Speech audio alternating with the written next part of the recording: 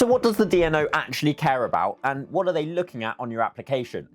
Well, this is quite straightforward. The only thing they care about at residential scale is the rating of your inverter. That's all. They don't care how many panels you have, they don't care how big a battery you have.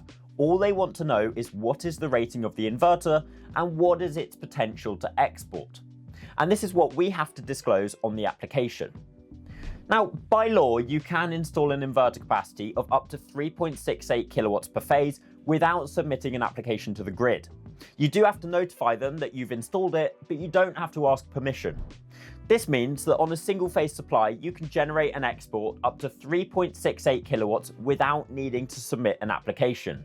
On a three-phase supply, you can install 11.04 kilowatts, but anything beyond this requires permission before you install.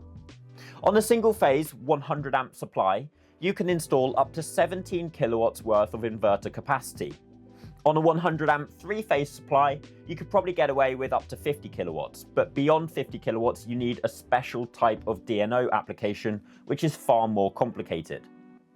If you're interested in getting an application done, please get in touch with Spirit Energy, as we offer a service where we will apply on your behalf and handle all the contact and back and forth with the DNO for £150, regardless of whether you're looking to get an install with us.